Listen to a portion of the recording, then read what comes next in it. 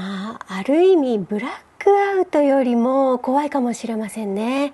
気がつかないうちに死ぬんだから、もう本当怖いです。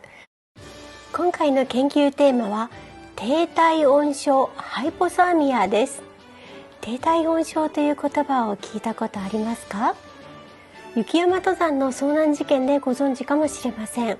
でも冬の山だけでなく海やプールでも非常に怖い症状です。低体温症についての知識がないと下手したら死にます。やばいです。今回は水中における低体温症について、また私自身が低体温症で死にかけた体験をお話ししたいと思います。こんにちは。素潜りマーメイドスイム研究所所長のマリダイバーです。突然ですが想像してみてください。25度の温度。25度の温度と聞いてあなたはどう思いましたか？冬の季節の暖房設定の温度としては高い方ですよね。私はだいたい冬場はいつもエアコンの設定温度は20度ぐらいにしています。でも初夏の気温としては気持ちいい、過ごしやすい気温じゃないでしょうか。でも水の中ではどうでしょう。25度のお風呂って入れます？冬場はヒヤッとしますよ。夏のプールだとちょっと冷たいかな。ちなみにサウナの水風呂は15度から20度、めちゃくちゃ冷たく感じますよね。サウナで温まっていないととても入れない温度です。同じ25度といっても気温と水温では全然感じ方が違いますよね。季節がいつなのかによっても違います。この違いはなぜなんでしょう。なぜ水と空気では温度の感じ方が違うのか、これを頭に入れておかないと死に至る大変な事態になりかねません。今回は水泳、ダイビング、マーメイドスイムにおいて必ず知っておかなければならない低体温症ハイポサーミアのお話です。素潜りマーメイドスイム研究所では素潜りやマーメイドスイムについて私自身が実験体となり検証するだけでなく、潜るためのコツやレアな情報をお伝えしています。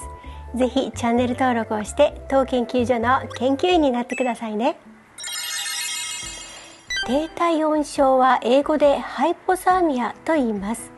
海上保安庁のサイトによると、ハイポサーミアは全身が長時間寒冷環境にさらされ低体温35度以下になった状態と書かれています。この35度という体温は体の奥の体温、心体温が35度ということです。内臓とか脳などの体の奥の温度はだいたい36度5分から37度なんですね。これがたった1、2度下がっただけで低体温症になるんですよ。1、2度の差が結構な大事になります。症状としては1度下がった時点でもうガタガタと手足全体が震えて止められなくなり、思考力や判断力、運動能力が低下します。2度下がると五感の能力が著しく下がってうまく体が動かせなくなります。そして33度まで下がると意識が朦朧として痛みを感じなくなり、全く体が動かせず、やがて意識を失い昏睡状態になって最悪命を落としてしまいます。たった1、2度体内の内部の温度が下がっただけで死にかねないって、人間はものすごくもうスレスレのところで生きてると思いませんか？よく低体温症ハイポサーミアというと雪山の登山を思い浮かべる方が多いですね。でもたとえ炎天下の夏の海水浴でも低体温状態になって救急車で担ぎ込まれたりします。真夏なのに低体温って思いませんか？はい、夏でもハイポサーミアになることがありますし、秋冬の温水プールでも低体温症になる可能性があります。それはなぜでしょう。なぜ夏の海やプールでさえ低体温症になるんでしょうか。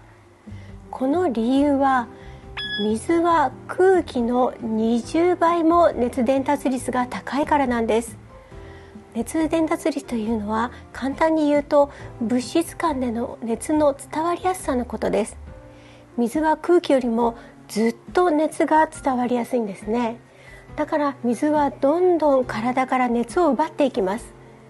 これが冒頭に言った水と空気の温度の感じ方の違いです。気温25度の室内なら快適でも、水温25度のプールだと寒く感じるんですね。例えば25度の水に裸で浸かっている人は、気温5度の空気中に裸でいるのと同じという説もあります。気温5度に1時間裸で立っていられますか？でも水の中だと油断しちゃうことも多いんです。人間は高温動物で体温が一定ですね。でも体温を維持する能力は万能ではないんです。人間は常に熱を作り出していて、余分な熱を体の外に放出しています。周りに水がある状態だと、その熱は空気中よりも効率よく伝わって冷たく感じるんですね。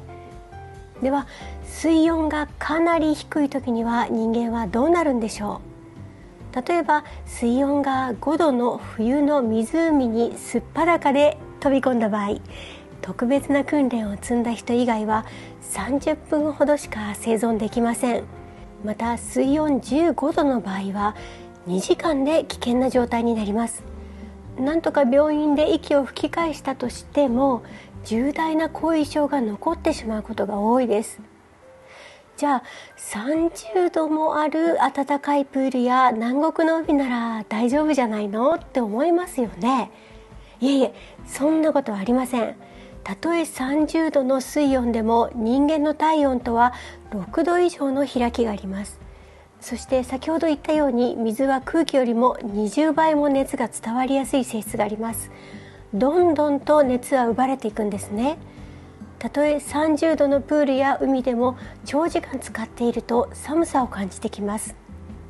それにたった1度体温が下がっただけで人間の体は異常を起こすという非常に繊細なメカニズムで動いています。だから夏の海やプールでも低体温症になることは十分考えられるんです。夏でも冬でも水の中に入る人はこのことをしっかり頭に入れておかなければなりません。ではどうやって低体温症を防ぐことができるんでしょうか。まず寒さを感じる水温の場合は、できるだけウェットスーツなど保温性防寒性のあるスーツを身につけましょう。ただしラッシュガードには防寒性がなくあまり効果がありません。ラッシュガードというのは名前の通り、ラッシュ日焼けをガード防ぐ衣服です。ないよりはマシかなと思いますが、例えて言うなら真冬にすっぱだかで外にいるよりは T シャツと短パンを身につけていた方が若干寒くないのと同じですね。でも寒いじゃないですか。はい。そしてね、早期発見、自己観察が重要です。手や指がガタガタ震え始めたり、歯がガチガチになって止まらなくなったり、全身に力が入って心拍数が上がってきたり、唇が紫色になってきたら、もうそれはハイポサーミアの初期段階です。この段階で海やプールから上がってください。こんなの大したことない、気合だとか思っていると、どんどん低体温症が進行してしまいます。自分の体の様子だけでなく、周りで泳いでいる人の様子も観察してみましょう。というのも、低体温が進行し始めると意識がぼーっとしてきて自分で判断できなくなってくるからです。呼びかけても受け答えが遅かったり、相手がぼーっとしている時にはすぐにその人を船や陸に上げてください。それから陸上でも浜辺で風にさらされたり、船の上で風に当たっていると気化熱で体温が奪われていきます。すぐに濡れた水着やウェットスーツを脱いで体を拭いて乾かしましょう。暖かい服に着替えない限り熱は奪われ続けます。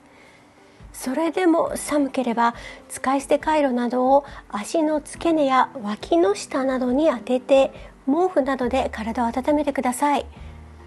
服を着替えても震えが止まらず、もう血の気が引いて顔が真っ青な時、意識が混濁している場合は迷わず119番救急車を呼んでください。海の上なら海上保安庁の118番に電話です。自力で体温を戻せない状態です。さらに呼吸が止まっている場合は人工呼吸をします。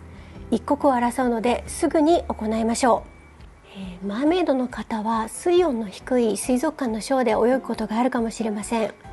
水槽の温度はプールよりもずっと低いです。じゃないと魚が煮えてしまいますからね。だから余計に気をつけないといけません。あと余談ですが、男性と女性では女性の方が寒さに強いと言われてますね。海産物を潜って取る海女さんはだいたい女性ですもんね。南の海に行くと男性の漁師さんの海女もいますが、日本と韓国の海女さんは女性が圧倒的に多いです。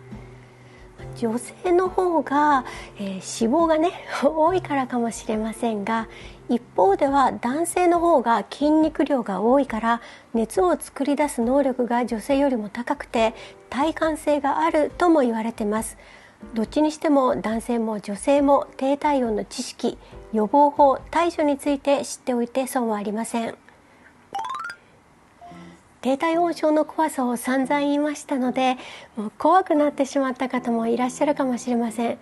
でもね、その怖さの割に意外に一般に知られてないんですよね。特にマーメイドスイムやスキンダイビングではビキニやブラにマーメイドテールなど薄着で潜ることが多いので、これは重要な知識じゃないかなと思います。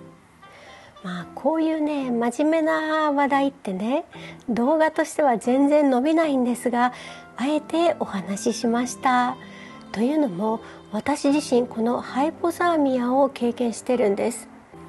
私が17歳の頃、アメリカのタホッコというカリフォルニアの大きな湖で泳いでいた時に低体温症で溺れかけたんです。